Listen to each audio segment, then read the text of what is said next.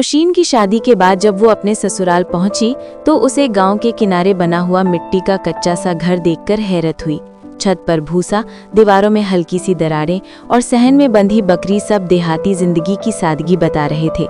मगर घर के अंदर फिजा में एक अजीब सी सर्द महरी और हद से ज्यादा बचत का माहौल था। उसकी सास ज़ैनब बीबी हल्का सा गुलाबी दुपट्टा ओढ़े कम बोलती थी। नंदे मेहरू और शाहीन नीले और पीले रंग की सादा कमीज शलवार पहने अपने अपने काम में लगी रहती थी। और घर के हर फर्द की जिंदगी में एक उसूल नुमाया था कि कुछ भी फिजूल नहीं जाना चाहिए। खाने में छोटी प्लेटों में थोड़ा सा सालन, नापतौल की 2 रोटियां, तेल और नमक की पैमाइश तक मुकर्रर थी, जबकि बिजली का बल्ब मखसूस वक्त पर जलता और नल का चंद लम्हों में बंद कर दिया जाता। नौशीन ने सब देखकर दिल में सोचा कि इस घर का सख्त माहौल सिर्फ मोहब्बत और सब्र से ही बदल सकता है।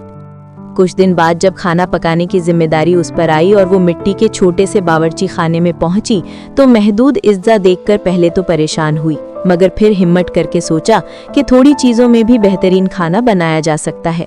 चुनांचे उसने दानाई से मसाले और सब्जियों को इस्तेमाल किया और जब घर वालों ने पहला लुकमा चखा तो हैरत के साथ खुशी भी उनके चेहरों पर आ गई और पहली बार घर की सख्त फिजा में नरमी उतरती महसूस हुई।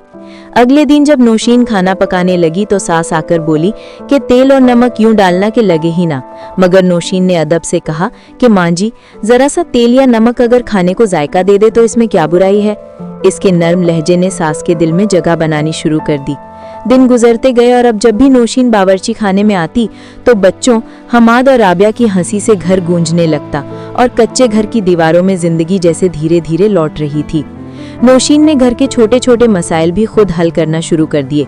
टूटे मिट्टी के बर्तन जोड़ना, रसने वाला नल ठीक करना, आंगन की सफाई करना, और यूं घर वाले उसके हुनर के कायल होने लगे।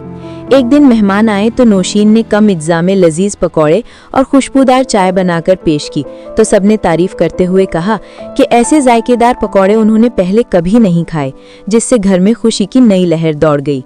फिर एक दिन आंधी और तेज बारिश के बाद घर की छत टपकने लगी और सब परेशान हो गए, मगर नौशीन फौरन मिट्टी और भूसे का गाढ़ा घोल बनाकर छत पर चढ़ गई और पूरी महारत से मरम्मत कर दी ताकि दोबारा पानी अंदर ना जा सके।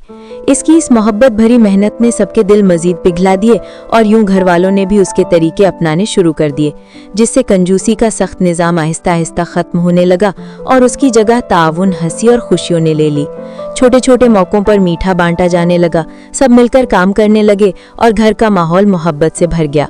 आखिरकार नौशीन के सब्र, अक्ल और मोहब्बत ने साबित कर दिया कि अगर दिल साफ हो तो सख्त से सख्त घर में भी नरमी, इत्तेहाद और खुशियां पैदा की जा सकती हैं, क्योंकि घर वही खुशहाल होता है जहां सब एक दूसरे का साथ दें और छोटी कुर्बानियों से बड़े रिश्ते मजबूत कर लें।